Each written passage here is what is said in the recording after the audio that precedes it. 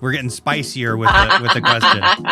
We're going to build a pocket dimension, like very normal cat stuff, right? The pocket dimension got me in your first pitch at Origins, I have to say. That's what Good kitties. And so we are going to have to frame that dog just a little and make sure that the humans think anything bad that happened was that dog's fault. So, fun facts. I think it's got to be Pandemic. Right. Pandemic is one of my favorite games. And you asked me how spicy these get. Right. This is as spicy as it's going to get for you. But I think it's a fair question. Emily Vincent from Pink Hawk Games, thank you very much for being here on Hot Rolls. Today, you're going to teach us Good Kitties. Welcome to the show. Thank you so much for being here. Thank you. Thank you for having me. I'm excited to be here and introduce you to this world of mischievous cats. Yes. Why don't you give us just like your quick elevator pitch before we get into the teach and the gameplay and all that stuff? Yeah, absolutely. So this is a cooperative strategy game of house cats who are trying to rule the house while their humans are asleep. So we're going to do missions every night. You know, we're going to take over the water supply. We're going to make ourselves internet famous. We're going to build a pocket dimension, like very normal cat stuff. Right? The pocket dimension got me in your first pitch at Origins, I have to say. That's why we're here. Yes, we're not going to build a pocket dimension today. That's actually one of the harder missions. You got to build up to a pocket dimension, right? It did seem like a really high bar for a cat. Yeah. I mean, well, it's a team of cats. We have a lot of cats here. But along the way, you're going to have to catch some mice because they're up to their own secret mischief. And you are going to have to make the humans believe that you're good kitties. And so we are going to have to frame that dog just a little and make sure that the humans think anything bad that happened was that dog's fault.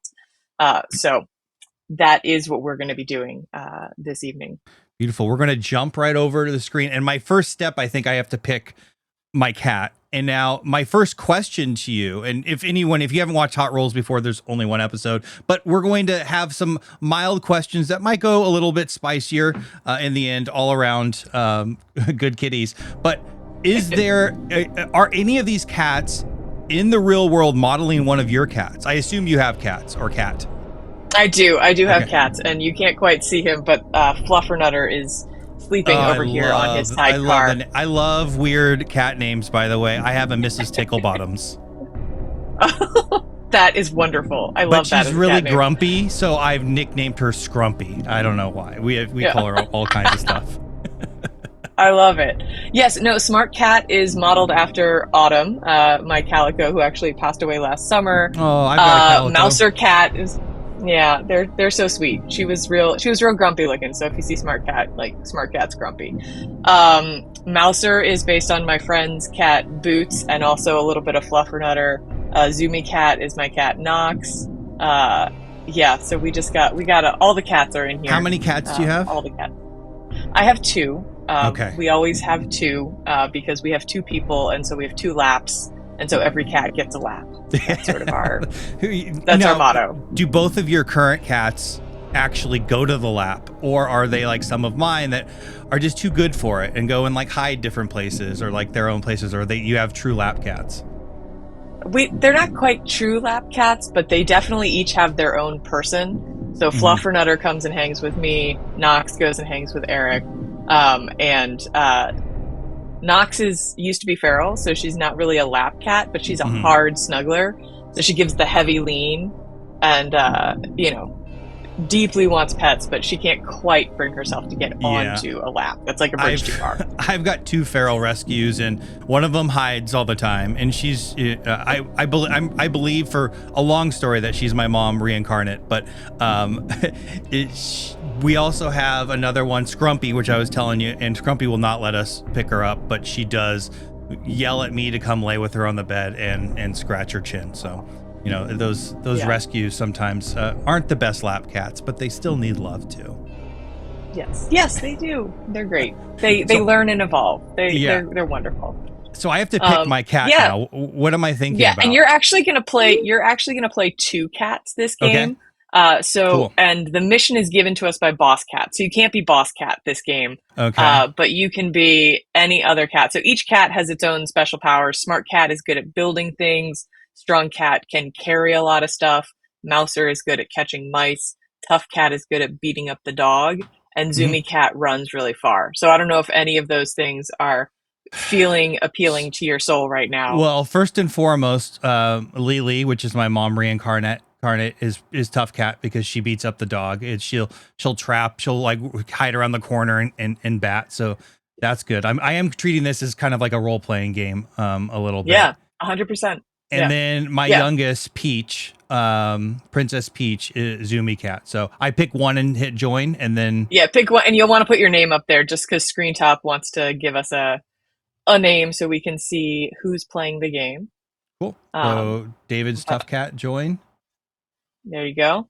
All right, and I'm just putting your little players together over here. So if you're Okay, going to be Tough beautiful. Cat and Zoomy Cat, you're on the right side. Yeah, so if you haven't used Screen Top before, you can zoom in and out with plus and minus. I think also a scroll wheel will work. I Mhm. have a touchpad. So you can, if you hover over something and hit space bar, it'll blow it up nice and big so that you can read it up close and personal. Beautiful. Um, and you pick up things with the mouse and haul them around. Um, Yep. If you want to rotate things, that's Q and E. I don't know if yeah, don't hit R. If you do hit R, just keep hitting R. It'll spin the entire universe. Okay. Um, and so you'll want to get back, but I'll ignore ruin the R. whole game. It's fine. Just like I said, just keep hitting R, and it eventually will come back to the Yeah. right orientation for you. Um, but here, let me throw your cats onto this implementation. And So yeah, so I put you over there on the right side with Tough and Zoomy. I'll when be you're smart and strong. Yep. choosing cats, is there any strategy around what you're choosing for a particular mission, or do you have to choose before you even like look at the mission? What's the No, best practice? you can look at the mission and take a look at what you're going to be doing.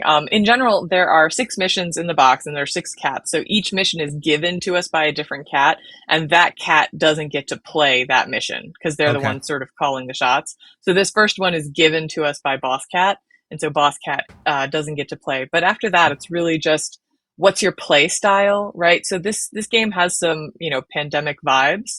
Mm, And so there are good. definitely people who they're like, I love the dispatcher, I love the medic, right? And so there will probably be people who are like, I just like having this sort of strength, this role, right? Hmm. And other people who are like, I don't know, what should we have this time? Beautiful. And That sort what's of your thing. favorite cat to play with? Um, I like playing. I mean, I like playing Smart Cat because it's because I get to look at my cat Autumn. Yeah. But I also I like the sort of like, all right, I can build stuff. I do like playing Tough Cat. Tough Cat's fun because you're kind of like, I'm just gonna get strong and I'm gonna go chase down that dog. Mouser is also fun because you're Mhm. like, I kick butt and I collect mice. So um, yeah, I don't know. I think they're all fun. But Beautiful. yeah, I probably play Smart Cat the most because it's And how also much purple, which do I have is to my favorite pay color. to get one of these renamed Mrs. Ticklebottoms? So, fun fact, fun facts. So first, during the Kickstarter campaign, we are actually going to be running polls and voting on the official names for these cats. Oh, really? So you just have to bribe people during the Kickstarter campaign. All right, But people. um, If you're there's a watching mission. this, Mrs. Ticklebottoms is your vote. Please, I don't care if you subscribe. I don't even care if you watch the rest of this. Turn it off and go vote for Mrs. Ticklebottoms. But what we are doing on the back of all of these player mats will be the exact same player mat, but with the name empty. So you can Mm, you can personally name all 6 of these cats to whatever works for your household. okay, well then that's good. We can all role play our own cats. Exactly. Exactly. Um, all right. I'm just going to set us up with a starting turn order here. So in this game, we are playing as cats, and we have a set of objectives that we need to do, that we need to accomplish each night. And we're going to be playing sort of turn-based playing actions. And so what I'm doing right now is just setting up our turn order on the action track. We can actually change this as we go through the game, which is kind of a fun part of the puzzle. But for right now, I just want to get us into an initial starting order. Do. And how do you typically set the starting order? Is it randomized or? It's person who has most recently pet a cat, or whatever you want as the first player, and then we just go around the table. Cool. If you're playing two, do you rotate?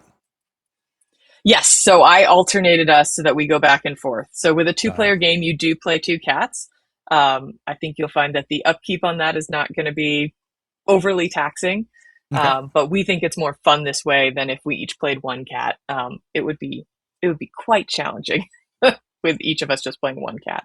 So very good. And why make the decision to have, instead of scaling difficulty down, keeping the 4 cat? Because that's, you always have to play 4 cats, right? No, you can play 3 cats. Okay. It plays at 3 cats. So if you have 3 people, you can play 3. It is a little harder than 4. And the main thing is the size of the board and the scope that you need to cover with each character, right? So because we have these 6 different rooms that we're moving through, it becomes very challenging to maintain control of the board with fewer cats, even if they get to move more frequently. There's just, it's a long way. It's a long way down the hall to get from one end of the house to the other. Yep, that's true. And so, and you do have a dog that's kind of in the way. And so the fewer cats you have, also then the more time you have to spend engaging directly with the dog, because you have fewer other cats to distract that dog, and fewer other ways to control where the dog's going. Well, so I'll stop distracting you and let you play the game then, or no. The game.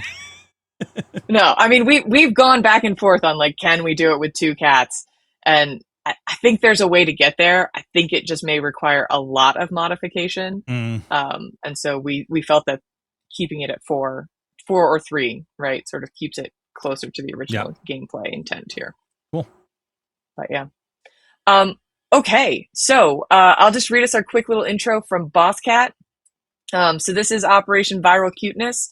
All right, kitties, it's not just our humans who we need to convince. There's an entire internet out there that's just begging for cuteness, and we're going to deliver. If we build a big enough following, the humans will have to do our bidding. Let's get a wiggle on. So tonight we are going to become internet famous. The first thing we need to do is build a camera. So you can see that there are, we've got some supplies around the board that got dropped, and we need to go find ourselves a toy, a laser pointer, and a fork. And bring those together onto the same spot and then have someone play a build action. At the same time, we have another objective where we want to learn to scratch. So we start the game with 4 basic cards, wiggle, build, bat, and just move.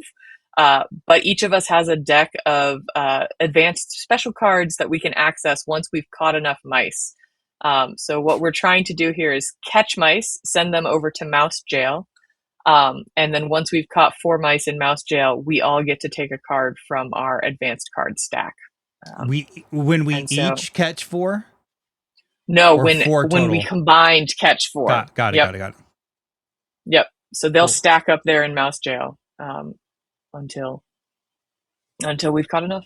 Beautiful. And then once we finish one of these objectives, that'll prompt us to flip over some additional objectives. So we're trying to complete all 5 of these objectives before we run out of time here in the nuisance deck, and before the mice capture enough supplies to complete their secret project that they've got going on. The mice are stealing our stuff also. They are stealing our supplies. Beautiful. So Strong Cat. So we start here at the bottom of the action track and work our way up. So Strong Cat is the first cat to go.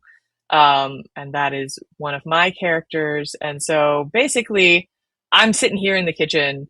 I could go try and get this ball of yarn. I just noticed a issue with my screen top update. So I'm going to have to talk us through something that's not quite clear on the board. No worries. So I can go get this ball of yarn, and prevent a mouse from getting to it. I could also, what's missing here is there's some gates that basically drop supplies in other parts of the house. Mm-hmm. So I could run through a gate to drop supplies elsewhere if we needed them. I could also say it's not my turn. That's the most important thing right now. And if someone else wants to go instead of me, that's fine. So can you discuss? I'm not sure. Is there anything, any communication? Like, are you stopping communication at all, or are you openly discussing everything about who's going next and why you would want to go next and such? Yeah, it's open discussion. Okay. It's fully co-op. And so, I think there's nothing that seems like it's particularly in danger. Right. So I will say, Zoomy Cat, your laser pointer in your room, we need a laser pointer, and it's right next to a mouse hole. Right. So that might be something we want to do first. But Zoomy Smart Cat's Cat next. Pick up this fork. They're not going to activate until after the second one, right? Yeah. So I think it's probably fine to just, I'll go ahead. Let's see, I need 1, 2, 3, 4 to get over there. So I may go ahead and just play my 5, right? 1, 2, 3, 4. I get to pick up a supply for free and put it onto my player mat to carry it. I am Strong Cat, so I can carry 2 supplies, but all the other cats can only carry 1. And then as a 5th move, I'm just going to go into this corner to be a little bit farther away from the dog, who's going to move soon. Because I don't want to be... Yeah, he's going to move when the mice move.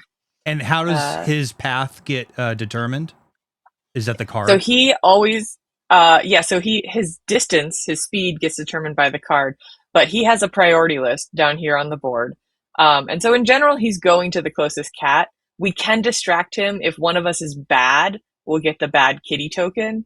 And so then he'll go towards the bad kitty. And even higher priority, if one of us uses a ball of yarn, we can create a thump that will always attract him. His default is closest cat. But there are ways that we can get him to go further afield if we choose to distract him. And when you say use a ball of yarn, you're discarding the ball of yarn? Exactly. I discard it from the game. Does it have any other uses? It can be used in builds. So we don't need it for this current build, but we may need it in a future build. So you wouldn't want to use any of those 3 for a secondary. Do all of them have a secondary outcome or action? Yes. Okay. Yes, they do. So the little toy, the little bird toy, that does a similar thing to the thump, but for the mice. So it attracts the mouse in its room. Okay.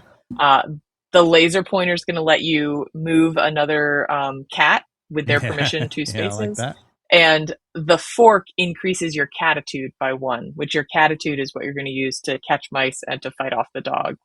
Are you poking your cat with a fork to increase the catitude? I think of it more like the cat sort of like straps it to its paw, and it's like, now I have a fork strapped to my paw. Why are we abusing the cat? Okay, cool. No, it's more like a one-time projectile or something. Yeah, okay, that makes sense. That makes sense. I got this. It's the Wolverine claws that they just strap on. Okay, exactly. Cool. Wolverine claws the vision with using the fork. Beautiful. Yeah. So now Zoomy Cat, you are up. So you've got your 4 available actions down here. Is there anything that I should be trying to do other than just spending the zoom and going to the laser pointer? So I think you should wiggle. And because you've got that added movement. Yeah, so wiggling will increase your catitude by 2. It's, like the little cat, like calibration wiggle of like, I'm going to get this, I'm going to catch this mouse. So you always want to wiggle when you can, because that'll just put you in a better spot. When did wiggle your butt for catitude get introduced into the design? Almost from the very beginning. Okay. The word catitude came very late, but the idea of I will wiggle to get better at fighting was very early, and is something that a lot of playtesters have. For the ones who get it, they're like, "Oh, I know what that wiggle is." Other folks are like, "I don't. What does it mean for a cat to wiggle?" But yes. Beautiful. Okay, so I wiggled my butt, and where's my catitude? Yeah. So that's tracker. The little marker here on the bottom, your little diamond. And so you can move it from 1 to 3. It should, there we go. Yep, beautiful. So your catitude is up. So I'm going 1, 2, 3, and I'm... Yep. picking this up, Yep, putting pick it on my that up. board. Mm-hmm. And Yep. then the last move, what else am I trying to do? Am I trying to get out of this room? You're probably trying to get to another room, right? Yeah. And so again, if I had the right update on the board, you'd see a little gate here between 1 and 4 that when you go through it, it'll drop some supplies in the living room and the bathroom. But also getting to the next room will let you get to other supplies. So now, when you one thing you want to be careful of, though, those are supplies for us to go pick up and use. Exactly. So it's giving you an incentive to keep moving around, get through different gates, so you can have more stuff to work with. Exactly. Awesome. And you do so you can't go very far. But if you had decided to move back to 10, space 10 is on the floor, and the dog can get anywhere that's on the floor. Right now, you're on furniture. And so cool. The dog isn't going to be able to get you while you're up on furniture. But like if you'd had one more move, you could have gotten to one, but then you really would have had a face full of dog, right? Beautiful. So. Okay, yeah, that's super cool. All right. Okay. So you went ahead. So the next thing we do, we draw one of these nuisance cards. Okay. So the first thing we'll deal with is the mice. So we're looking at the south mice, we call them, but the mice in these bottom rooms. All right. So those so they're all going to move. And they follow very simple rules. So mice are trying to get supplies. If they don't have supplies, they go for the trash, which every room has a trash can. So, and right now the mice are moving 3 down here. And so we'll just pull this mouse out and it's going to move 3 towards the trash can along the shortest path. So and it won't go through a cat. Yep. That's it. And a mouse never leaves its room. So it just lives in its room. And what happens when it gets to the trash can? Does it when it gets to the trash can, it's gonna pull out a little trash token and it's gonna try and pull that back to its mouse hole. And whenever it brings something back to its mouse hole, a supply or a trash, it goes on this track down here. Which if they hit the little yellow indicator, they manage to build their first contraption, their super skates, and they get a little bonus. If we hit the red marker, the cats have lost the game and the mice have won. All right, so this is going to get out of hand fast.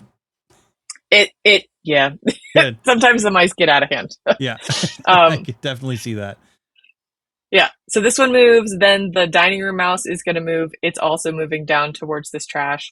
Another piece of this is that when given a choice, mice always move, or mice and dogs, they always go to a higher number space if it's the same distance. So it's a really easy, oh no, which space should it go to? Which one's higher number, right?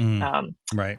And then this one is also going for the trash, but it can't go through space 5 because you're there. So it'll drop down and go 1, 2, 3. So technically, by me moving to 5, it helps slightly. Yeah, it would have wanted to go 5, 6, 7, 8, just because that's a shorter path. Yep. But you were there, and it will never willingly enter a space with a cat, because then the cat can try to catch it. All right. So then the dog is going to go 5, and we don't have a thump or a bad kitty token out, so the closest cat is very clearly you.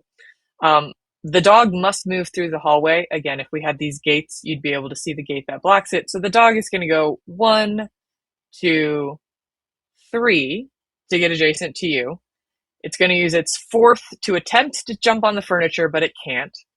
And then it's going to go, oh, that's too bad. And it's going to go 5, headed back up to the hallway to the next closest cat, which is... Oh, so it always makes an attempt and then turns around and goes to the next closest cat. Yep. Okay, cool. It will forget about this. So next round, if you are still on this table, it's going to come and try and get you again in the next time it goes, unless someone is closer at that point. But it at least gives me a little bit of breathing room, and you can start to kind of anticipate a little bit what that dog's going to do. Yes, and I will say, at some point during this game, the dog will learn to jump on the furniture. Uh-oh. So don't become complacent. So this is just an early clutch. Okay. Yes. Was that always the case in the design? To always have the dog being able to jump up and as aggressive as it is now? No, it used to be that the dog could never jump, and so you would sort of you could just always use those as safe spots. That made it a little too easy. Right. It also was fun to have the dog jump. At one point, for a while, we always made the dog jumping being the last thing it could learn to do. Mm-hmm. But now we make it a little bit more random. So you can have a game where the dog learns to jump pretty early, and that changes the entire dynamic, right? Because those Right. furniture spaces are no longer safe. Yep. I would have been attacked. Yes. Yep. Luckily, you'd already wiggled, so you had a shot. But yep. yeah. All right. And so Smart Cat's up next. So we do have to have all 4 cats go before any of us can go a second time. That's what this sort of divider line is between these halves. So I'll go ahead and I will grab this fork. And I might as well wiggle while I'm at it because there are no mice near me. So I'll go 1. And then 2. Do I want to get on the floor? Where do we think we might be converging? So like you've got a laser pointer, I've got a fork. Maybe we're headed to the bathroom because that's where the toy is. Yep, that probably makes sense, right? Because we have to get that toy, the laser pointer I already have, and then where's fork? Oh yeah, fork's over there. Yeah. Yeah. Oh, I've got a fork too. Oh, so you already have I'm gonna yeah, I just picked one up. So I'm gonna play a little risky. I'm gonna get on the floor. And because I do want to wiggle. I could have used my bat or something, but I'm going to risk it for the biscuit here. Yeah, so I want to get a little stronger. All right, so I've got a fork. I'm on the floor, but I've wiggled. So now Tough Cat. So Tough Cat. So each of us does have one card that's special. So you've got Taunt rather than most of us have a bat card where we can like toss supplies around. So you can increase your catitude by 1 by playing this card and take that bad kitty token if you want. And what does the bad kitty token do for me? It makes you the automatic target of the dog. So it means you are prepared to fight. But if you were on furniture, right, it'll pull the dog to you. And so like if Zoomy Cat was on the floor here, that would be a way for you to get the dog definitely coming towards you instead. Well, that probably makes sense, is to taunt. And then it probably also makes sense. Oh, I get 1 catitude, so we'll bump that up. Oops. Nope. Oh, and for you. And did it stay on 2? Yeah. Okay, we're good there. Yep. And then it probably makes sense for me to go 1, 2, 3, 4 to get in the mouse's way. If you let go of, I can't see where you're moving until you let go of it. Yeah, that's good. And that'll make it, the dog will have to come up because the dog can't go between rooms. The dog would have to come all the way sort of around this bed. So they're probably not getting to you. That's pretty far. Yeah. Okay. Let's risk it. Yeah, I love it. Yes, and so you are now the bad kitty. And so you will hold that token until you have a fight with the dog. Or until if you're on furniture and it tries to jump up, that counts as it encountering you.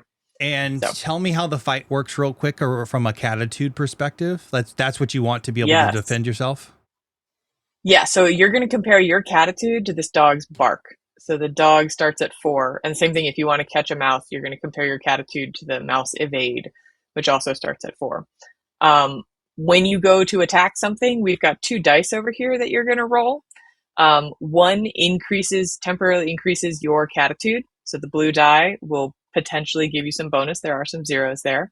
And then the other is the cost of that fight. So at the end of it, it's either going to cost you 0, 1, or 2 catitude for having engaged in that encounter. Cool. So you'll get on the same space, you'll roll those dice, and you'll compare your values and see how you did. Beautiful. All right, so we flip this over. Now we have these north mice going. So this mouse, again, I took its supply, so it's going to go to the trash. So 1, 2, 3. This one moves out and stops because mice always stop when they get to what they want. But this means if the next card we pull has North Mice, it's pulling that toy back in, and it's going to get it. So we have to figure that out. Yep. And now this one's going to come out and go 1, 2, 3, because it is still trying to get to. It always likes supplies more than trash. Okay. So you've really gotten in its way. Cool. All right, and then the dog moves 4, and it's going to you because you were bad. 1, 2, 3, 4. Were the spaces in the hallway ever 2 spaces? They used to, so the hallway has always, not always, it has become a super highway. The hallway actually used to be a room in and of itself. And so the upper space only had 2 rooms, and the hallway did this like U-shaped thing around there.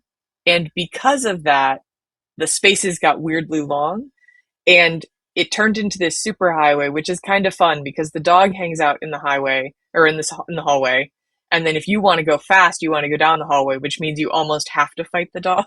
Right. And so when I turned it from being its own room to just sort of being another set of spaces, it sort of introduced this fun element of like, ooh, we could go really fast, or we could go slow but meander through the rooms. So cool. I like that.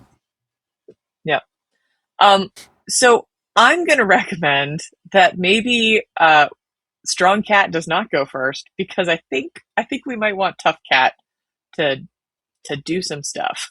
Okay. Yeah. Tell me what Tough Cat should probably be thinking about here.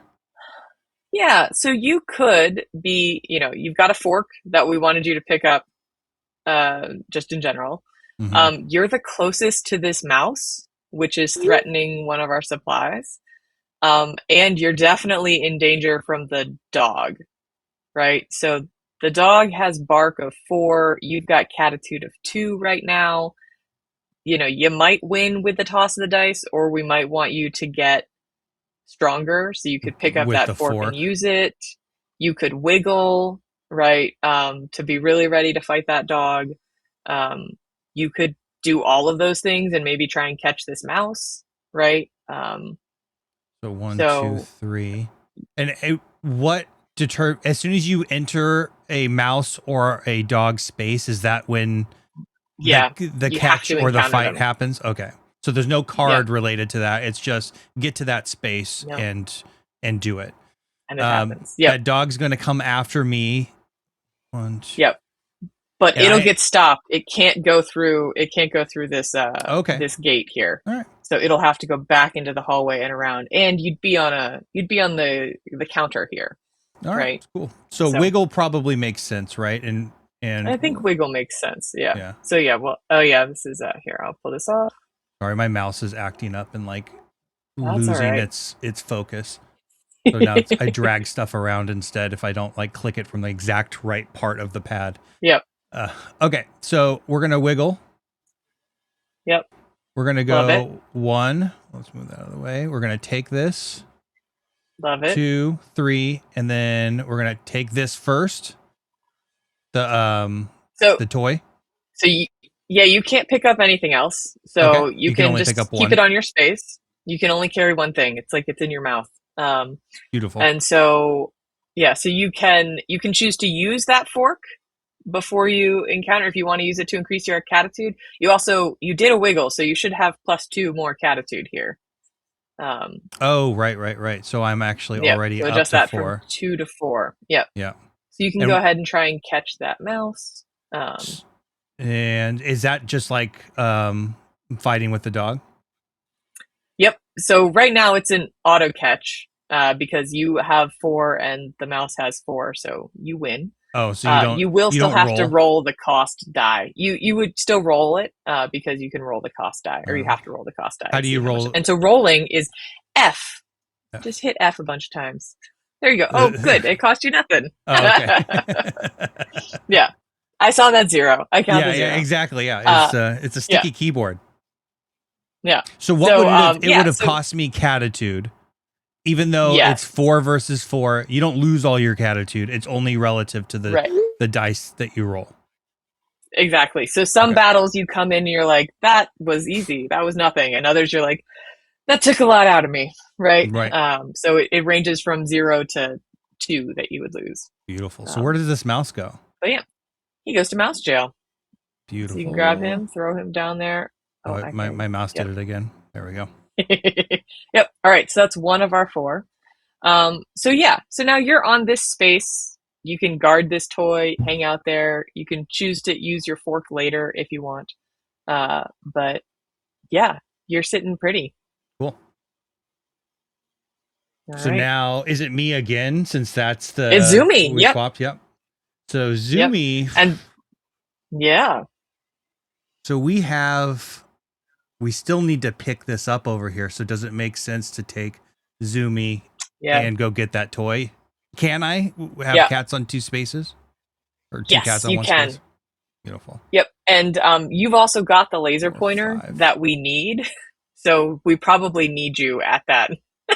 So in order to build, we all have to be in the same spot? All the supplies have to be in the same space. Only one cat has to be there, but all the supplies have to be there.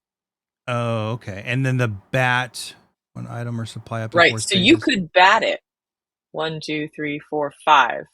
You could just throw that to Tough Cat and then go do something else with your 5 movement. 1, 2, 3. Oh, it's his 4. Yeah, it's his 4. You can't quite get it.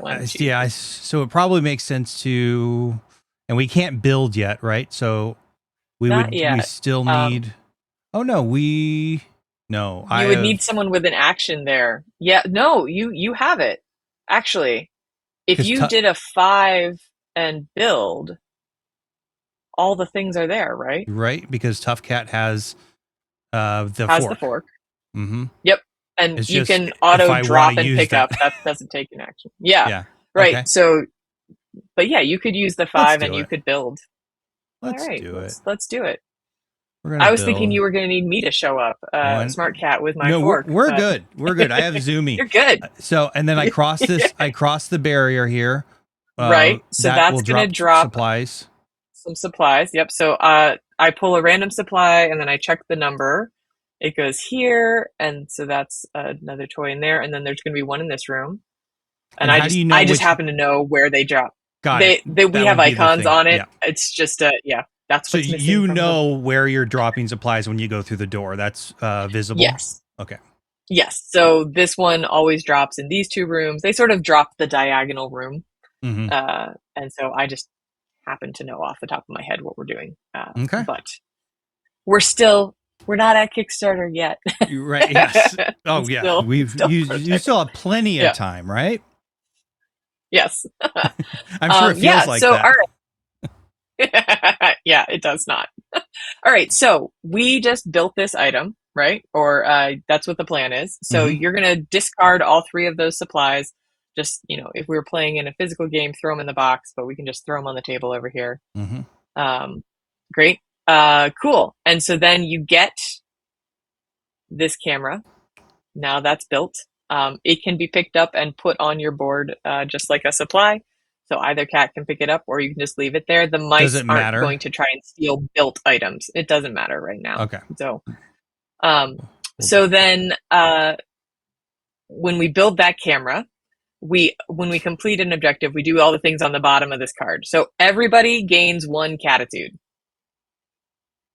So we all feel really good about ourselves. Everybody gets 1 catitude. Then the mice and the dog are going to power up. So yeah, we're going to pull the top tile from the mice here, flip it over. So the mice are now harder to catch. Their evade is a 5 now. Are those randomized? Could you hit a +2 or something? Randomized. Yeah. So, and then this one, the dog is now faster. So the dog is +1 faster every time we go. And then we're going to flip over objective number 4. And we're going to take this card and we're going to discard it down here. So that if we hit the super skates, we know what's going on. So now we need 2 forks and a yarn. 2 forks and a yarn. We've got 1 there. And you have 1, right? I have a yarn. Yeah, strong cat has a yarn. And you have a And fork. smart cat has a fork. Yep. Yeah. And there's another fork up here Yeah. in the bathroom. So if we can survive that darn dog. Yeah. Oh yeah, right. Who's the dog coming? Oh yeah. We got to do. We have two people. Yeah. That's great. That's great. I mean, the dog maybe for can't your jump, two so cats. we're all right. Oh yeah, I guess we're up on a counter, right? Yes. And the thing about when you fight a dog or a mouse with two cats on the same space is you get to add your catitude together. So it's cool. You both lose catitude. You both roll the dice and lose, but you do gang up on the dog. Yeah, great. Okay, well, we've pulled another north mice. So here's what's going to go on. This mouse is like, ooh, I see a toy, right? So he's going to move over there. This mouse we put in mouse jail. However, mice always reproduce. So there's a new mouse there in the hole. And this mouse is still headed for trash, and in fact is going to acquire some trash. And what's the mouse base movement right now? It's 3 plus or 4 3. plus 1? Oh, it's 3. The movement is 3. The evade is got now it. 5. And once it gets to a target, it doesn't keep moving back to its house. It just stops. Not yet. No, it just stops. Okay. So, yes. So we have an interesting. Yeah. So now the mice are harder to catch, but they're still kind of slow. Mm-hmm. So, and then the dog is going to move 4 plus 1. So the dog is moving 5, and they're moving towards you because you still have the bad kitty. Yeah. But so they go 1, 2, 3. Oh man, 4, 5. It has not actually gotten to you yet. So it's just standing there, bark, bark, bark, bark. Right, bark. But we're gonna be sitting there. But it still can't jump up on there, so it's gonna turn around next turn. And then go for whoever is next. Yep, which is probably gonna be you me. because both of your cats are left. Because we're both going. Yeah. All right. So I think, as much as I want to go get that fork up there, I feel like I should probably try and catch this mouse down here, right? Because if we pull another north mice, it's going to catch this supply. So, and I'm pretty catitudinous. So yeah, let's do that. And I'm going to use. You're going to have to roll a +1. Oh, but I am going to have to roll a +1. Yeah. Yeah, but the bat doesn't help me. But I could use my fork.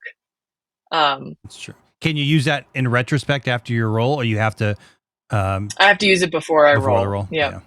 But I could do it now. I could just use my fork. But we also need that fork. Here's what I know. Here's what I'm thinking. So Smart Cat's special card for building is that I can build using 1 incorrect supply. So if I don't use my fork, I could throw this toy around the corner and then have myself set up to go build with 2 forks and a toy the next time I get to go. That requires me rolling to catch this mouse. If I fail to catch this mouse, it escapes into the mouse hole with its with its supply. So I don't know how risky do you want to? Let's play risky for sure. All right. I'm just gonna go. I love those rolls that could just destroy us. I love that.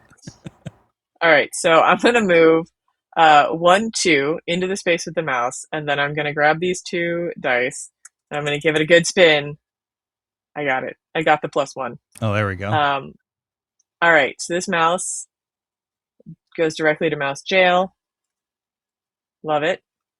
I'm gonna bat this around the corner because I can bat it up to 4 spaces, I think. Yep.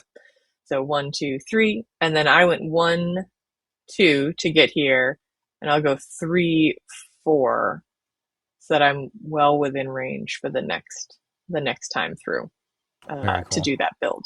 Remind me what the cost just modified there. I should have lost 2 catitude. Oh, okay. I should have lost 2 catitude, so I'm down to 2. Beautiful. Thank you. All right. And then Strong Cat. Strong Cat's just hanging out here with a ball of yarn. What do I want to do? Probably try and catch mice. Yeah. Go beat up that why mouse. not? We still need to learn to scratch. Yep. So I'm going to wiggle. I still need to roll well. What have I got? 3? All right. So 1, 2, 3. Let's see what I can do. I cannot catch that mouse. So that cost me 1 catitude. Okay. And the mouse is going to move 1 space towards its target, which is the trash can. And so now the mouse has picked up some trash. And is it going to, if it gets to the stove, is that it escaping, or does it have to move 1 more? It has to go 1 more to get into there. If it gets activated, it still won't get away yet. Yeah, I'm very much in its way. Oh, because it's not going to go through me. Yeah. Yep. So that's fine. But yeah. All right. So then here go the mice. All right. So now we get to see it. So let's see. 1, 2, 3, 4, 5 to get there. 1, 2, 3, 4, 5, 6. So this mouse is going to go 1, 2, 3, and it's going to haul its little trash with it. This one's going to go here and grab that ball of yarn. And then this one is also going to get some trash. These are like trash mice. Yep. All right. And then the dog. The dog's moving 5. So it's going to go for you for 1. Whoop. Now you lose your bad kitty. You can just throw that. Oh, as soon as it attempts, it's done. Yep. Yep. And so then the next closest cat is probably, let's see, 1, 2, 3, 4, 5, 6, 7 to Smart Cat. 1, 2, 3, 4, 5, 6, 7. And so it's going to choose Smart Cat because if I go, I did 1 up there. So 2, 3, 4. Oh, no, it's not. It's going to choose 5. The highest. Because in the choice between 11 and 13, yep. 13 is higher. So it's going to go there. Okay. Great. And that's dog. Okay, so at the end of the round, we take all of our cards back.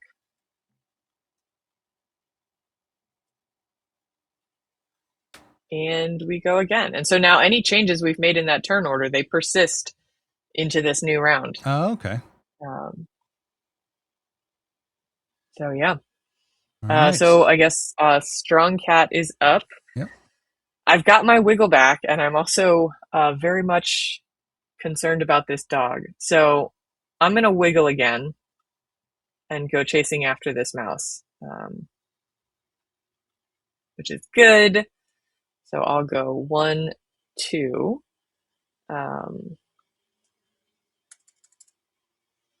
I didn't get a bonus, but that's all right because I'm at 5 and the mouse is at 5, so I still catch it, but I did lose 2. So I'm back down to 3. So this mouse hangs out here. I can pick up this trash if I want, just to keep it out of mouse hands. So I'll go ahead and do that, but it doesn't get me. I can't do anything with trash. Mm-hmm. I'm just keeping it out of mouse hands. And then I'll probably go. I have 1 more. I'll go hang here. Is there an item storage limit for your cat? Yeah, so each of them has a carry slot. So like Zoomy Cat right now isn't carrying anything. It's just 1. Yep. Got it. So Strong Cat can carry 2, but you can drop it at any time to go get something else. Exactly. Okay. Yep. That's an interesting dynamic, right? Where you can, especially with 4 cats, that's like definitely in the favor of more cats out there, because then that puzzle becomes crunchier around who gets what can I go for, what can I possibly get, but I'm already holding the fork that we really need, or you could use that fork to go after the dog. That's got to be some nice decision space for sure. Yeah, absolutely. All right, Zoomy Cat. All right, so Zoomy Cat, what would you like to do? I think I need to get to this mouse down here with this yarn. We have to learn to scratch. You're going to take care of building the selfie stick. I could wiggle. I can't build. I don't need 6. 1, 2, 3, 4. I only need 5. And I could bat an item or supply up to 4 spaces. I could bat the yarn closer to somebody, and then I go work on trying to get something else out of the purple, the trash out of that that mouse's hand later as well. Yep. Yeah. So I don't know if it's the smartest move, but instead of I like it. making you make all my decisions for me, I'm going to try to live on my own. 1, 2, 3, 4, I 5. believe in you. Yeah, exactly. And then we're going to bat this 1, 2, 3. Oh, he's carrying the camera. I guess I could have him drop the camera and go pick up the yarn. Although there is a mouse right there. The mouse will have to go around Tough Cat. Oh, so it can't go straight to it anyways. That's okay, probably fine. That makes sense. And now, but you do have to attack that mouse before you can bat anything. Okay, so the bat hasn't happened yet. And the mouse is a 4 plus 1 is a 5. My Zumi has 4, so I have to roll. Well here. F. Yep. All right, now I'm hitting it a few times. We'll see. +2. There we go. That's great. And I only go down 1. I love that. That's I will great. take that. And that mouse helps us. Hey, we got that mouse jail filled. We did it. Yeah. All right. So when we fill the mouse jail, before I forget. Love it. So now we're going to get to look at the cards in our hand here. So if you double click on your little stack of 2 cards and hit F to flip it over, and then you can use the square brackets to cycle through them to see what the 2 different options are. But yeah, so you can pick one of those cards to pull into your hand. Draw 2 so one of us has to take scratch. Why do we have to take scratch? Well, if we want to complete main objective 2, one of us has to take a scratch card. That makes sense. All right. I don't have a preference per se, although 10 sprint, but Zumi Cat's already fast. So is that sprint that's a specific card to Zumi Cat, right? Yeah, so all the other sprints are 9 because all of Zumi Cat's movement cards are +1. Okay.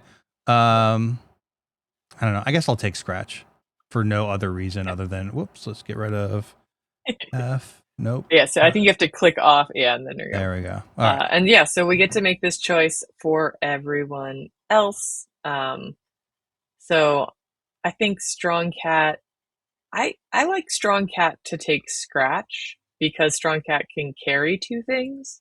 And so scratching gets you 2 things. And so that can sometimes be nice. So I think with Strong Cat, I'll take scratch and I'll make Smart Cat take sprint. Just because a lot of movement can be really nice as well. And then, what do you want to do with Tough Cat? Yeah, so I think I might take sprint for a Tough Cat. Love it. Just give me some extra movement there. Mm-hmm. All right. Great.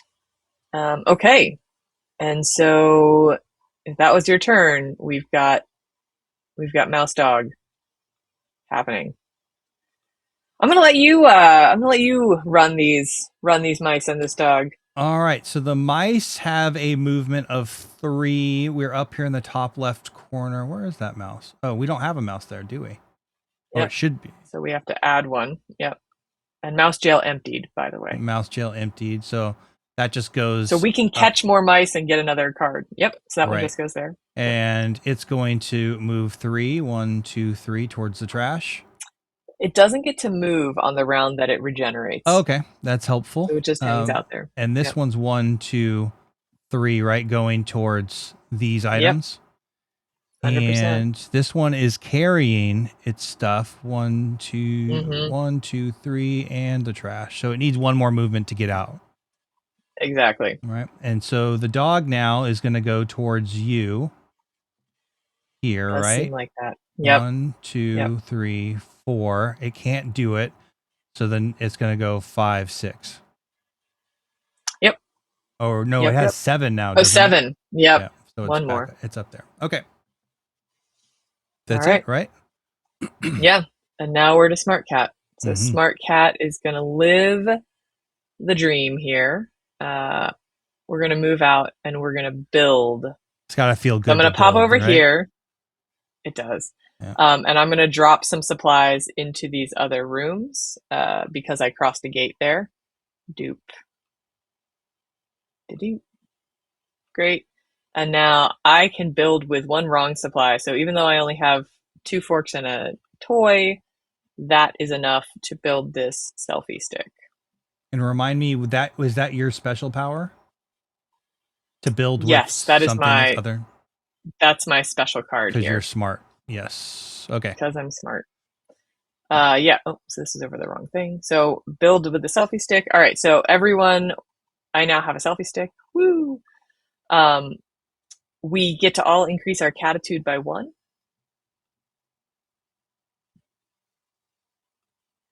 Boop. And then the mice and the dog get better.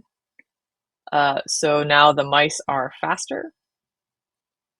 And the dog, what's the dog going to get?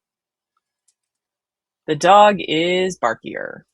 So the dog's bark is now 6. Yeah. What happens if you defeat the dog? Does it like go away for a turn, or does it go? It runs to its bed. Yeah, it runs to its bed. Yeah, cool. It depends on which side of the house you defeat it on, but it goes to the other side of the house and ends its turn. So, and that was letting us flip this one. Oh, and we learned to scratch, but we didn't actually do the completion things. Yep. So everyone gets another catitude. I am maxed on Tough Cat. There you go. But the dog is also going to get. Yeah. The dog is even faster. And we know. So we're down to our last 2 objectives, and we are playing on. I didn't put us on feral mode in this game, just to let you know we're more on the standard mode right now. That's one of my questions. So there's a standard mode. What is it? Family and feral? Are those the 2? There's family, family, standard, and feral mode. Okay. So what's the right way to play? And are all 3 there to sell more games? We're getting spicier with the question. So feral mode is there for people who they game together, they play co-op games together, and they want the game to really sort of come at them, right? So feral mode always has another objective, right? So we'd have a 6th objective, and we'd be dropping this this counter of how far the mice have to get in order to win. And we are also potentially dropping how many cards we have available in the sort of the timer of the game. Family mode is we pull the mice all the way to their like most lenient. We give you a few extra rounds to work through it, and it's really just about like being bad cats, working together, having fun doing the mission, right? So standard mode is kind of in the middle. It's for gamers who like a cooperative game, who play cooperative games with other people. They want a little bit of a challenge, but maybe not like this game will kick my butt every time I play it sort of challenge. And this is also the first mission that we're playing, the first mission in the series right now. So I think standard mode is a great place for folks to start, unless they're coming in knowing, hey, I just want to chillax with my friends and like not worry about it. Then like maybe try family mode, right? Or I'm playing with younger kids who like I want to let them do maybe the less strategic thing, and that'll be fine, right? They can spend turns doing things that are not optimal. And then I think feral mode is a great place to start for your gamers who are like, I'm here to game. Like, let's go. What's your personal win rate on feral mode? Ish. You're talking to the designer. I've been playing this game for 4 years, right? So I think it's close to, it's probably 70 to 80% on feral mode for me.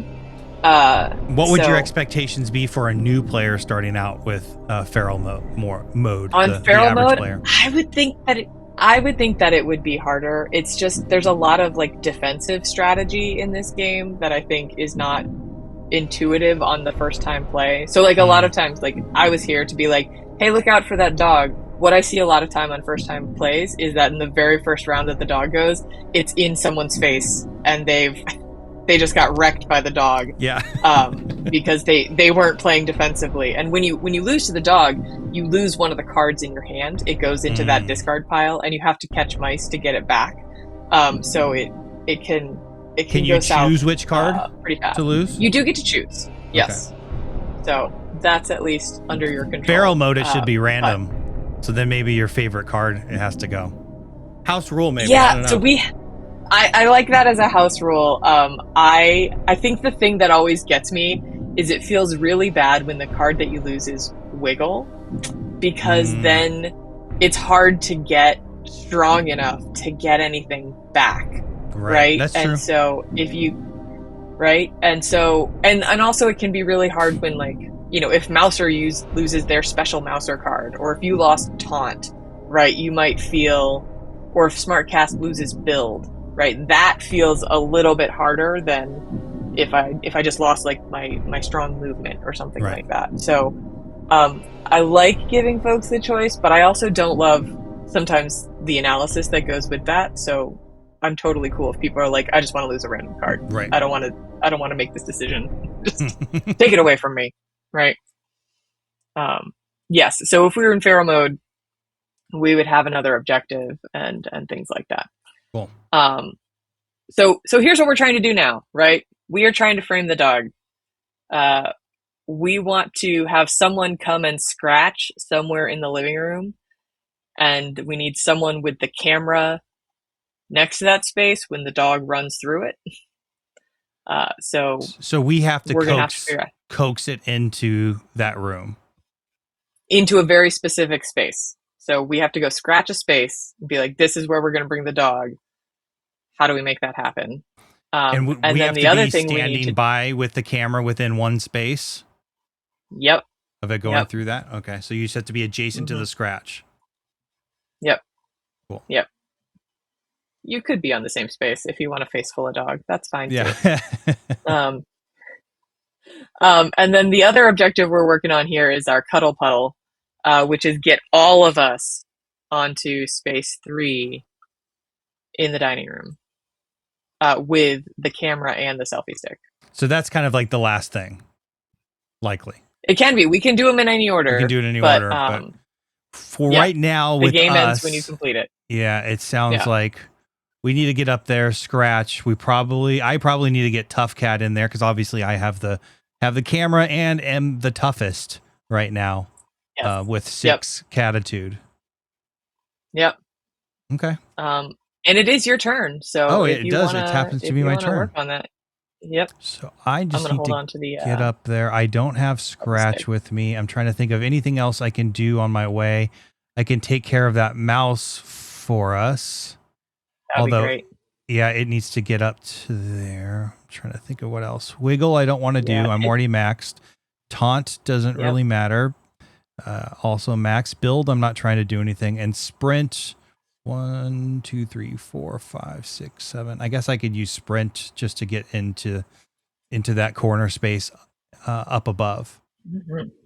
All right, so we're gonna sprint, and it also helps because I will be coaxing it towards me because then I get this. You're the bad cat again. I am the bad cat. I'm gonna go 1, 2, 3, stop. I'm at 6, and that's an auto catch, right? Mm-hmm. But you still gotta pay the cost. Yep. Yeah. Hey, look at me, lucky rolls. 1, 2, 3, and then just make it all the way here. And you are gonna drop some supplies in other rooms because you went through that. Yeah. Went through that gate. All right. Cool. All right. Now we got a nuisance card. Yep. Now we're here again. Okay. So let's see. There is no mouse down here, right? It's not missing in the bottom left corner. No. So it goes there. He's missing. It's staying there. And same thing. That one's missing. Same thing here. Oh, there goes my mouse again. And mouse with the mouse. And then, And then now it can move 4. 1, 2, 3, 4. And so it gets away. So it goes with home. the trash. And so we drop that trash here on the track. Yep. All right. And, then the and dog. Then that dog. The dog moves 5 spaces. It's going to go back. Oh, it's going to go to me now. 1, coming for you. 2, 3, 4, 5. So it's where we want it to be. We need to get up there and scratch. Someone needs to scratch. Yep. Yeah. Okay. Well, it's your turn again, but you don't have a scratch, right? Oh, it's Tough Cat again. Yeah. So I would want to flip that with Zoomy Cat. Yeah. The question is, Zoomy Cat's not going to make it up there. No. So Smart Cat, nope, Smart Cat doesn't have a scratch. Strong Cat has a scratch. 1, 2, 3, 4, 5. Oh, I could just make it. I could scratch space 10. But then I'm going to get a face full of dog. Well, unless someone goes after me and takes the bad kitty so that I'm not his target.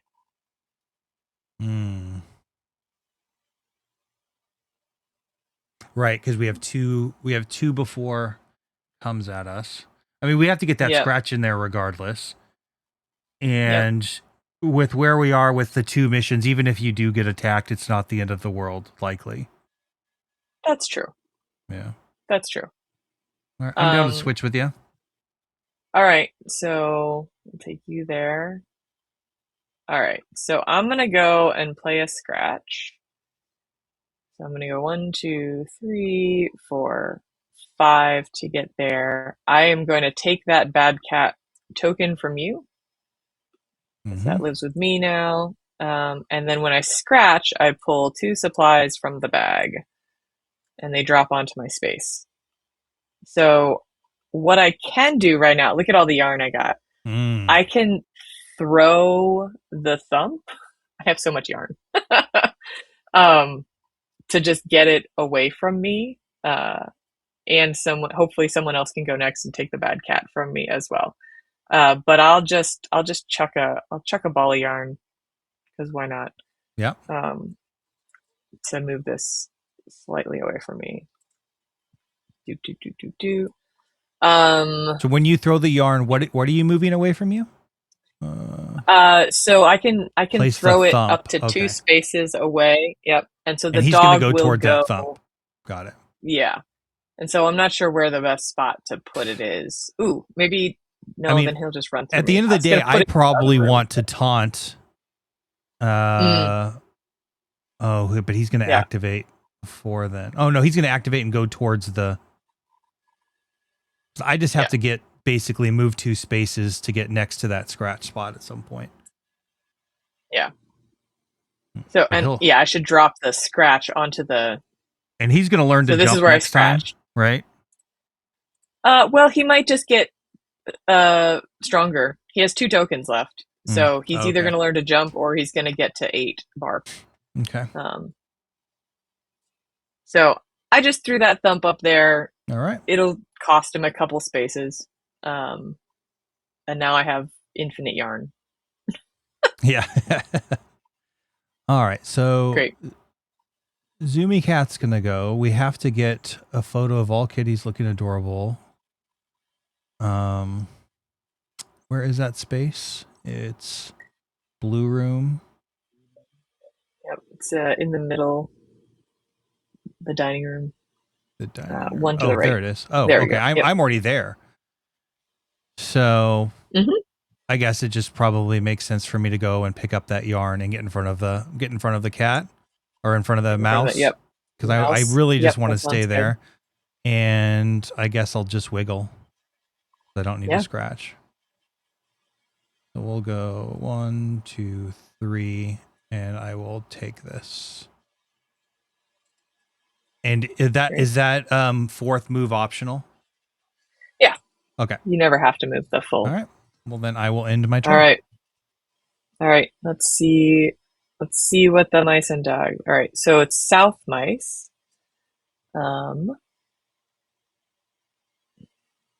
Great. Do those cards get harder? Like, do all mice ever activate? No, they don't currently have an all mice activate. That's an interesting way to have it go. I guess if you wanted to Yeah, give right yourself now, more pain. yeah. Um, yes, not right now. But they could. 1, 2, 3, 4, and then this guy's gonna come 1, 2, 3, 4. Um, you're really making this mouse's life difficult. I know. And then the dog, you wanna move the dog. Okay, where's it? Where's the Dog dog gonna is go? 7 spaces. I've like lost the Yep, dog. Oh, and there he's it gonna is. go to the So it's gonna go thump here, first. right? Yep, And then 2, 3 to you. yep. So the thump goes away when he crosses it. Mm-hmm. And yeah, I've still got the bad cat, so I guess I'm fighting the dog. Mm-hmm. And does it stop Cool. its movement after the fight, or will it continue to move the rest of the Yeah, 7 it'll spaces? stop.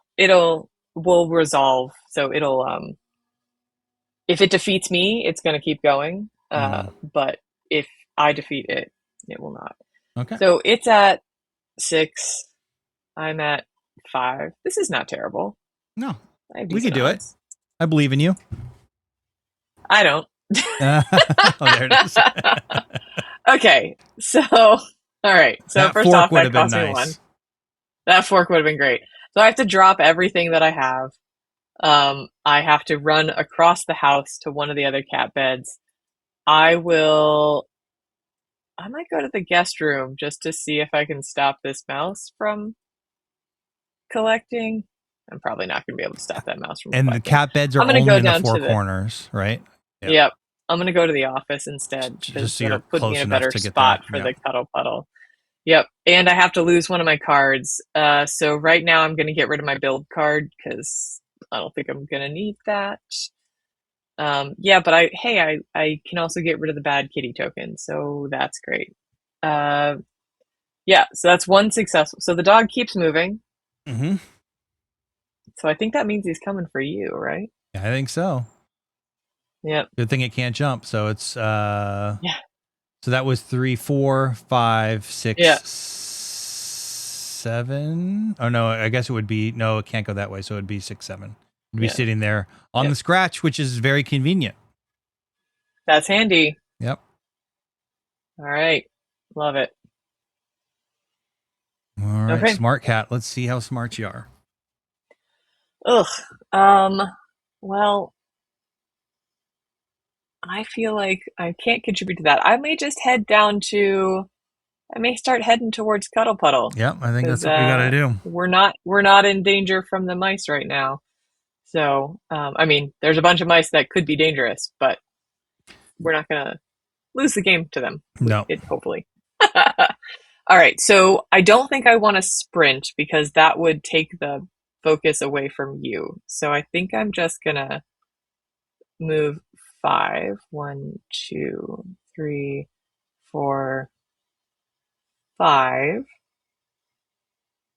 Yep, I think that's fine. All right. So if I 1, 2. So I just need to be next to it at any part of the movement to take the photo. Yep, 100%. And if I but I can keep moving. Yep. Like if I spent 5, I can go 1, 2, 3, 4, 5 and be on my way out of there. Although it'll still come to me, but that's probably fine. All right. That's what I'm going to do. I'm going to keep it simple. We're going to go 1, 2, 3, 4, 5. And we got the photo. Along the way. Along the way. So that means we all get a catitude. And then the dog gets another power up. What's it gonna be? Yep, it's jump. Yep. All right, that's fine. I'm happy with it. It can jump now. Yep. And there are no more power-ups for the mice in this mode. If we were playing in feral mode, the mice would have had 2 more power-ups that they could have gotten, so they could have been moving faster and be more fighty. Yeah, and then we're gonna then we're going to do this with that card. So yeah, and then we're at the end of the round, so we got to do mouse and dog. All right. Here we go. Oh, I just flipped it back. All right, north. North. Nice. All right. So this one's coming out here to get stuff here. Oh, we need another mouse in the bathroom. I didn't remember us catching that one. That's great. There we go. And then this one is also going to escape with another trash. All right. And the dog is going 7. Oh, the dog's coming for me. Yeah. All right, so we are going to fight. You're tough. I'm feeling pretty good. Yeah. That's a 6. I am at 6. So that's an auto and take win? a look at your player mat, right? Because you also always have +2 against the dog. That's your prowess. It's an auto win. Yeah, I just need to know what the cost is. Yeah. Yep. All right, so I lose 2. Yep. And so the dog goes to its bed in the opposite side of the house, and that's the end of his turn. Okay. Easy peasy. Yep.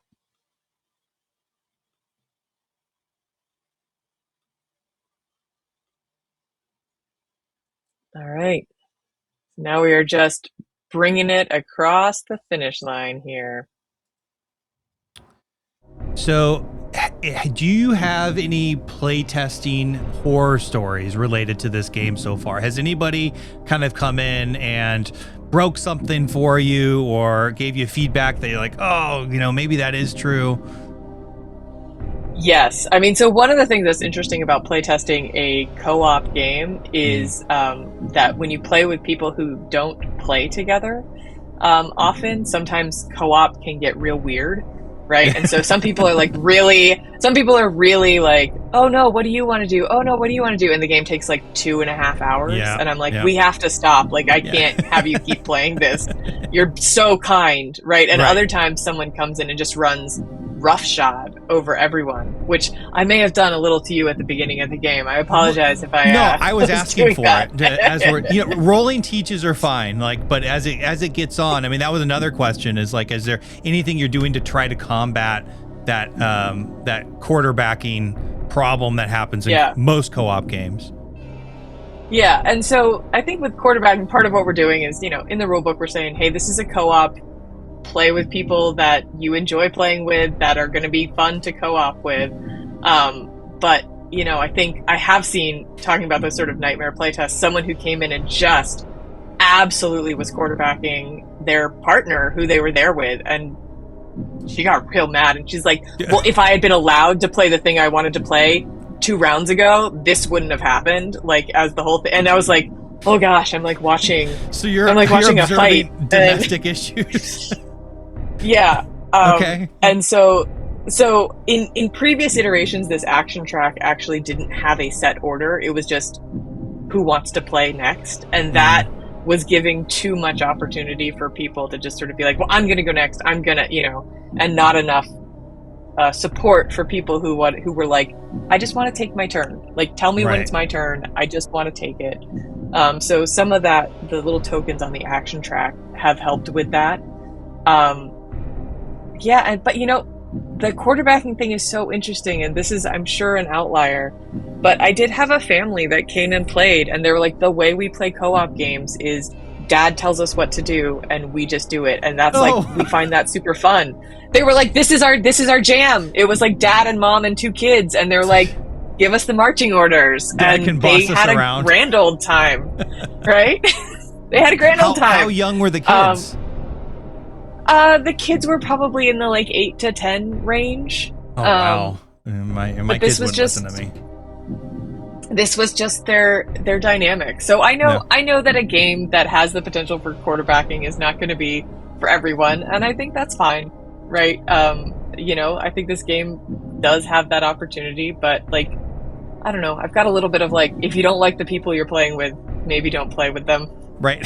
I don't know. I don't know, right? The quarterbacking is a personal issue, not necessarily a game issue. I mean, there's some co-ops that add the hidden information to try and get around that, but that's if it fits the particular design of the game. Right. But yeah, there's not a whole lot you can do that I've seen other than hidden information to stop that if that person is there. I try my best to not be that person for sure. Yeah, it's hidden information. It's communication restrictions, right? Which is kind of hidden information. But like at one point we were like, should we make it so that you can only meow during the game, right? That would be a way where you can't quarterback anybody, is if all I can do is meow at you. And then there's also funny. That actually works. I mean, house rule, right? Up to an extent, right? Yeah. Meow. You can meow happy or meow sad, but that's it. But then I think the other thing is you can give people such very specific player powers and actions that are very unique to them that like nobody can hold the entire game in their head, which is kind of what I feel like people say Spirit Island does, right? Like it's really hard to quarterback that game because your own play is so complex, right? That how could you possibly do it? And I just don't think that approach fits this game. No, definitely not. And so I sort of looked at all the options and I was like, you know what? This is just going to be a game where I'm going to ask players to like rein it in if that's if that's their instinct. And so, yes. But yeah, another thing that people have done that was interesting is they've tried this strategy. I thought it was going to break the game and it didn't. So right now there's no mice in the hall, right? Mm-hmm. And so you could have a strategy where you just keep moving all of your supplies into the hallway, and then the mice can never get them. But that costs you, right? Is a movement and bats. It costs you. Yeah. Yes, it costs you time and such that then you sort of run into the clock. And spending your time in a more accessible spot for the dog too. Exactly. Right. So I thought that was going to be when someone was like, this is my strategy. I was like, oh my God, they just completely broke the entire game. Like they just destroyed the whole concept, and then it didn't end up working, which was great. But yeah, this game I've been working on it for 4 years. It's actually the first, maybe 5 years. It's the first game I ever started designing. So it's is it really? It's the one that's sort of close to my heart. Because it was my first game. The one that every designer describes as like the thing that's probably too complex for me to try to design out of the gates. And it's going to probably take the most time to revise and bring it down to where it is. In fact, have you had to cut a lot to get it to this space? Yeah. And it's probably been, 5 or 6 different games. So the early version, there were no squares. It was all like weird triangle shapes. And really? The grid was all like. So you were thinking outside the box there. It was insane, right? And you couldn't sort of count spaces very easily. For a while, we had an action or a random event deck, and so it was like classic like early design. You decide to take a bath and lose your turn this turn, right? Which is like nobody wants to play my game to not play the game, right? Yeah, right. And so there was just all this randomness, and that was very cat themed, but also like you couldn't sort of predict the game, and you it felt bad when things happened. So yeah, we had the event deck. We've had moods. So you could like get assigned a mood, or you could pick a mood and be like, I'm feeling feisty, and that gives me a +1 to fighting the dog. And so you were like building a whole character mood board of, things that were beneficial and things that were negative and stuff like that. Did that at all come from Root?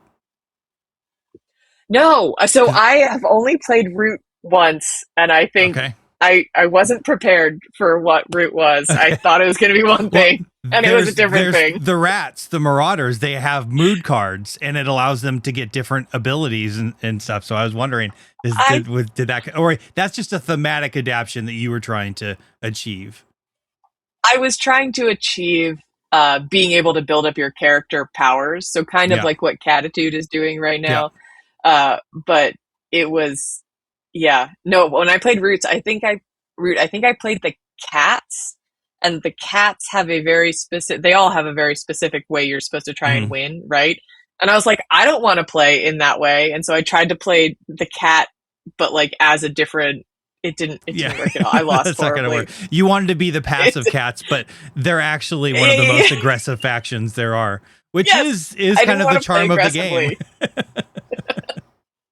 Yeah, but well, so I just didn't realize my play style needed to shift based on who I chose, right? That actually, another one of my questions is related to, influences on this game. I had mentioned root as a possibility, but now we know that's not true.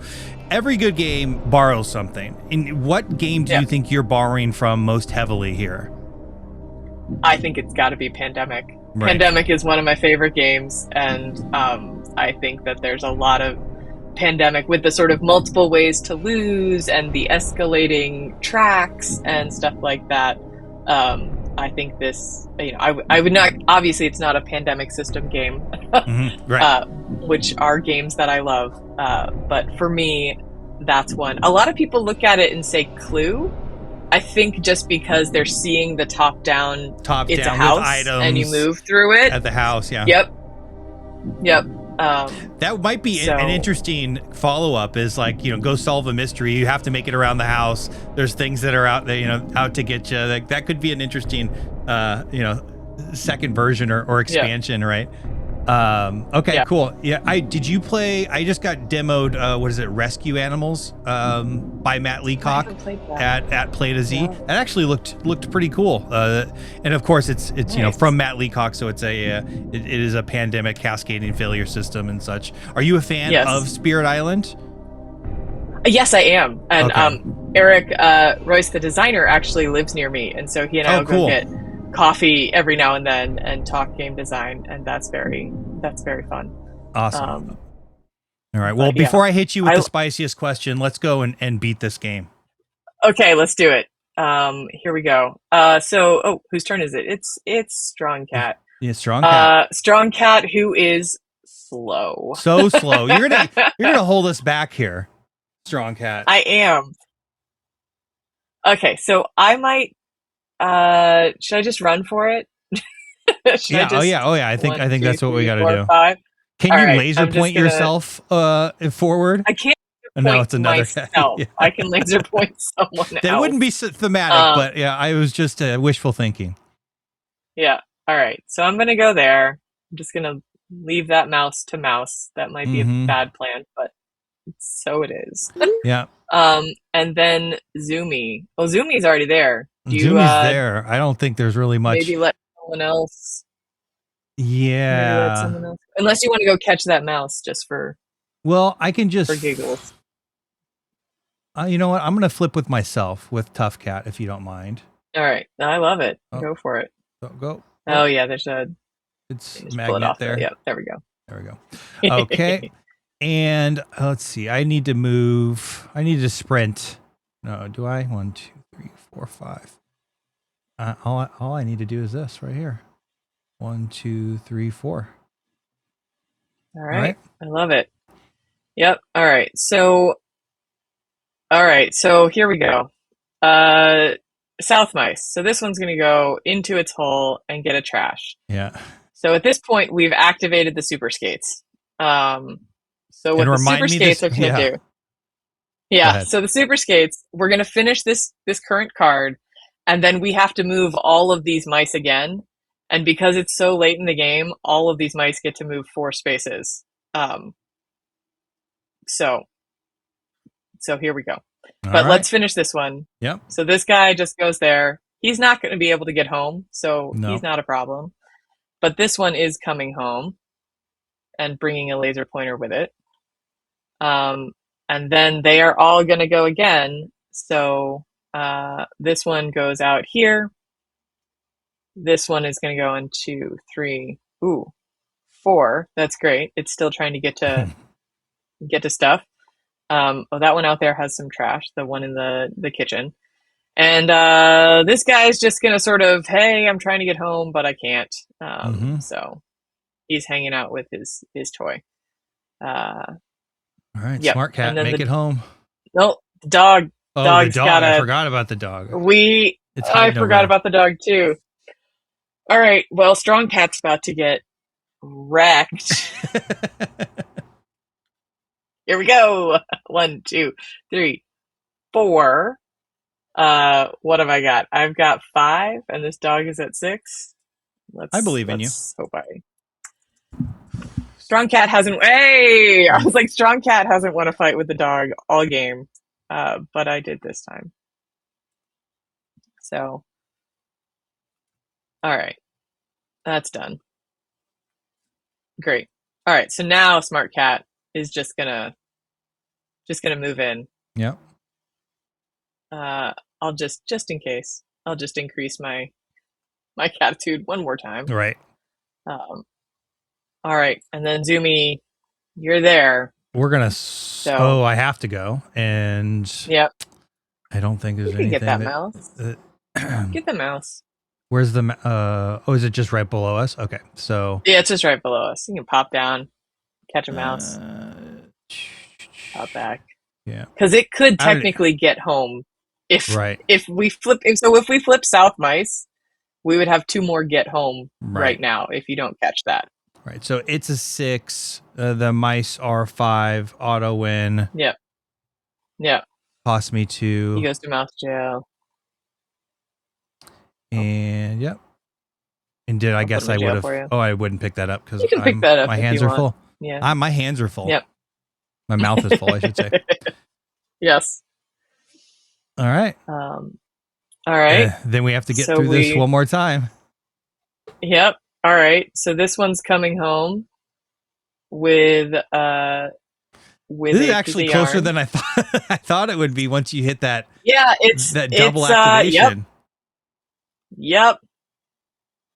Oh wow! Yeah, so you can't. Up on you. Yeah, you definitely can't get cocky there because you have to really think. We probably should have really thought through what was about to happen.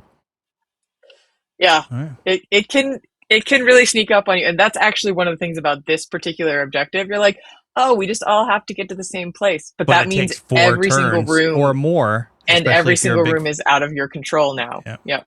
Especially if you're Strong Cat, that is so slow. Which it would have been nice if Strong Cat had its the sprint. Yeah. So we should have done that. Yeah. Yep. And then 4, 5. Wait, 1, 2, 3, 4, 5. Hey, the dog's coming to hang out with us. So it's all right. We get to add all of our catitude. So I've got 6. You've got 4 and 4. So we do beat the dog. But we are also all going to lose 2 because I'm really great at rolling. And the dog goes back to its bed. All right. All right. And then finally, chugging along, here I come. And is this an auto win as soon as you get to that space? It's an auto. Yep. As soon as we're there, we're done. So beautiful. Yes. There it is. We finished it out. we did it.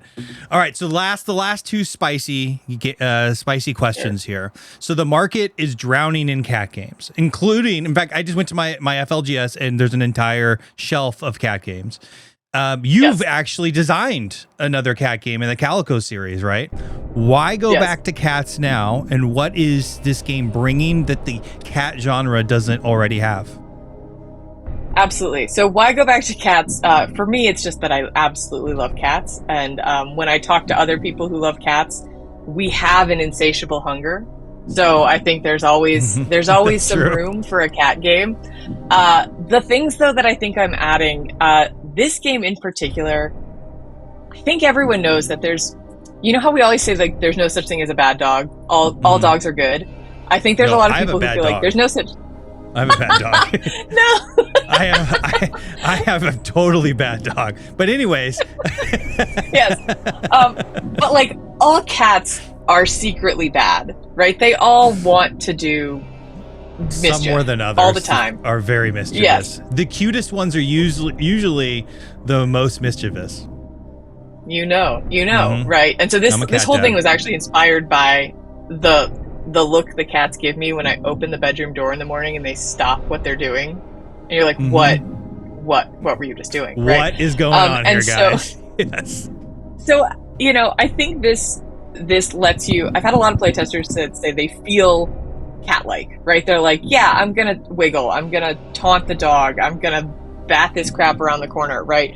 And I think a lot of cat games, there's wonderful art and beautiful things on top of them, but there's not as many to me that I sort of feel like a bad cat. And I think there's also not that many that live in a sort of longer playtime, right? And I actually did have a publisher that when I was pitching this game around was like, nobody wants a cat game that's an hour long. Wrong. Right? And I was like, I disagree. I want to spend a lot of time with my cats. I want to spend time inhabiting a bad cat. And right, so for me, I think another co-op game that this was very much influenced by is Burgle Brothers, right? Where you get to be spies and like, you know, thieves and like go in and crack the safe and stuff. That's like that. That's what I thought you might have answered that first question on, is Burgle Bros might have been the influence. I think I forget, right? Because it's such a deeply ingrained. That's another one of the co-ops that I love. And so I think that kind of like silly mischief chaos of like, let's be the bad guys. I think that there's a place for that in the world of cat games. And I will say, I've had playtesters say two different things about this game that stuck in my head. One was like, this is what I wanted to feel when I played Exploding Kittens, right? They like wanted to feel like a bad cat. And I was like, that's a very different game. Yeah. And then another one was like, this is how I wanted to feel when I played Gloomhaven, right? And I'm like, how wild is it to get like, I found the intersection of Gloomhaven and Exploding Kittens, right? Maybe. Now, I will say a cat like dungeon crawler might be pretty darn cool as well. Just saying. I think that could be the follow up to this, right? Is now we're these cats, but we're in a dungeon, right? Let's put some more weapons other than just forks strapped to them and see what happens. There's so many fun thematic things that you can do with it as well. Like they just, and it's all of them are nods to like cat owners. You're just like, oh yeah, I totally get all of that. And I 100% agree with you on the length. I think the vast majority, if not every single one of those cat games, I think Isle of Cats might be the longest playtime kind of like crunchiest cat game I have. You know, we've got the Calicos and then there's all kinds of card games and such, but there's not anything like this. And for somebody that's like, I don't really care about the theme of pandemic. I've thought about the Lord of the Rings pandemic, but my wife won't care about that at all. We both liked the cascading failure of Daybreak. So I was like, this is going to be for her. I'm going to be able to play this with her because we both love cats. We have like this infatuation with cats, and it's not difficult to learn, but I know those later scenarios and higher difficulties, the mice are going to get out of control. That dog's going to be destroying us. Like, it's going to get crunchy. So I'm excited about that. And I do think you have a different product. And the moment you showed me this at Origins, I was like, oh my gosh, yes. Like you saw, you know, that's exactly what I said. I'm like, this is for us. So hopefully there's a lot of us out there that are into something like this, because it's just something that I have to own as a hobbyist that loves cats, you know? Yeah. I think that's my hope, right? That the people this is for will find it and be like, I'm so excited to spend the next hour pretending to be my bad cat, right? Like let's go.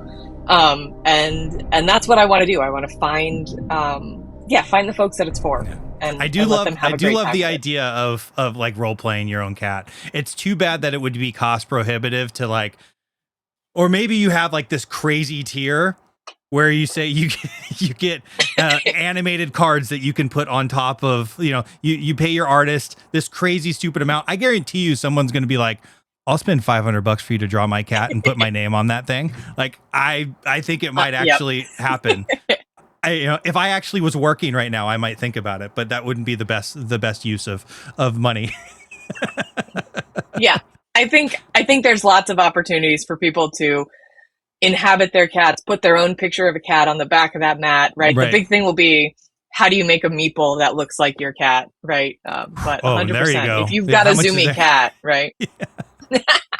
Well, maybe the second when you come back to Kickstarter, of course, for the next reprint and maybe an expansion, maybe it's done so well that you can start to say like, okay, well, what would you pay for a custom meeple? Because it's like, I don't even think of that as a money grab. I just think of this as like, oh, we definitely would be just playing our cats in here. and that would just be, so cool. But I know cost prohibitive. I mean, that's a thing. I know, but I think like Smirk and Dagger has done a really cool thing with Boop where they have expansion cats. And so it may not be specifically your cat, but like now they have not just a tabby, but they have a black and white, and they have, right? So you can go and find the cat that's closest to yours. You have to do that. That might be a thing that we could do, right? And maybe we won't perfectly line up, my cat should be tough, but now it's zoomy, right? But you could just sell an expansion pack of the mats, the same exact content, just with the different image. Is that at all a thought here on this Kickstarter? I think not for this one, right? I would like to do it, and that might be something that, if the game is successful, right? If we find an audience, bringing that kind of thing forward. My goal with this game would be that we bring new missions sort of every year. So you get a little mission booster pack, right? And that cool. In that, maybe then we can start introducing new cats, right? And so we could get, 2 new tough cat arts, and they could go on the front and back of a new mat. And so you could get 2 new meeples and a thing like that. So like that there would be a way to bring this forward, but I just need to see, right, if there's how big the audience is for it before we go all in on, 15 meeples. Right. That's true. Right? That is probably the smart thing. Okay, so this is the last and probably spiciest question. You asked me how spicy these get, and this is as spicy as it's going to get for you. But I think it's a fair question. So why should backers trust Pink Hawk with their money? And what benefit are you going to give to them in order to back it and help you get this project across the line? Absolutely. So I think you should trust us. We do have now a proven track record, so this won't be the first game. And intentionally, I did not do this as the first game because I wanted to, kick the tires, do the whole process with a slightly smaller game. So we successfully delivered. People are loving it, right? Pirates of the High Teas. I don't think we've mentioned it. Yeah. Yes, Pirates of the High Teas. So I think we have started to build that track record, right? We delivered when we said we would. We said we'd drop it in March for Kickstarter backers, and we did. This game is in very good shape, right? The goal really is to start hitting go on print right after the Kickstarter. So we're working hard now, having learned all those lessons in Pirates of what it takes to actually get through to production. I'm here and I'm in the industry, right? I'm not going to disappear. I'm designing games for other companies. I'm doing this full time, right? I'm here and I'm invested. I'm at your conventions. I'm at everywhere that you go. So I think you should trust me. I hope you will trust me. I am transparent and communicative. So what are we offering to our backers, to get you in at Kickstarter? Well, there will be a discount. We're also offering a promo pack that goes with this. So, we'll be discounting the MSRP, and you'll be getting some additional content to go with this. And then we've got a number of other fun things that you can do if you do the all-in, right? We've got some additional missions. Still exploring what a deluxe option looks like. That's what I was going to ask you. There's no metal coins to add in here. There's no metal coins, right? That's the easiest low-hanging fruit. I gotta say, personalize or a variety of different cat archetypes might be a good one, but I know it just adds scope. Yeah. So right now the deluxe thing. So right now the board, right, it's all nice punch board and cardstock and stuff like that. So doing a version where all of the elevated surfaces are wood and the tokens and everything are wood, right? That is, I know, something a lot of people are really into. Wood versus the punch board. So that's sort of where my head is right now for the deluxe. I'm debating the action track where you put the cards. We could do that in neoprene, but I really want it to fit in the box. And I don't like when there's like little floppy bits that go outside the box. So in Pirates, we were able to fit everything into the box. So that's the piece. So there's a number of additional missions. There's a number of additional promo pieces. But really it's, getting the promo pack, having the reduced MSRP, getting it first, right? And you really do deliver it to your backers first. It's not going to show up on retail somewhere else beforehand. So, okay. it won't. However, I do have a retail tier. So if there is a retailer, your friendly local game store, that gets in on the Kickstarter level, I send to them at the same time that I send to my Kickstarter backers. So there are a handful of stores who will decide to get on board, and they will have it around the same time as the Kickstarter backers. But you're not going to find it in, certainly you're not going to find it in, I don't know if you'll ever find it in Barnes & Noble, but you're not going to find it in most retail stores before the Kickstarter backers. And we do try to get them to the retailers sort of on the final wave of the Kickstarter backers, rather than, you know, if it's going to take us a couple weeks. But yes, that is the current offering. But also I'm open, right? I'm still learning. I'm open to ideas of what else folks are looking for from a Kickstarter. But yeah. And can you share prices yet, or are you still figuring that out? So what I can share is that the end price of this game is going to be $60, and so the Kickstarter will be less than that. And what exactly that is, I still gotta do that final math and look at where we are. And that's the retail version. That's like not that's the retail version, not the Kickstarter. So to say $60 would be an insane deluxe version. Yeah, no. Yes, that the deluxe will be on top of that. But yes, looking for ideas on what would be fun for the deluxe, right? And this might be something that we hit up the followers pre-launch to sort of see what are they feeling, what are they thinking. Yeah, it might be that we need to explore some additional art and things like that, but we got a little bit of time here. Very cool. All right. Well, thank you for spending too much time with me.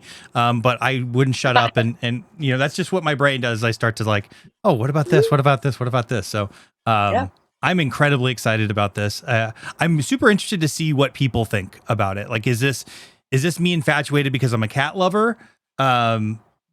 I think the formula of the cascading failure is something that I also love, and just like I'm into. So I really hope that this is a widespread love for you, and we'll see how this some people hopefully can get an early view of how this thing's playing on this video, and I know you and I are going to talk about your story in a future time. So I've had to hold back. This probably would have even been longer if I was going into like everything I want to know about you. So you know, I'm going to hold back for now.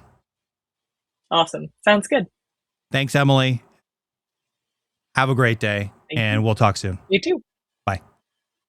Bye.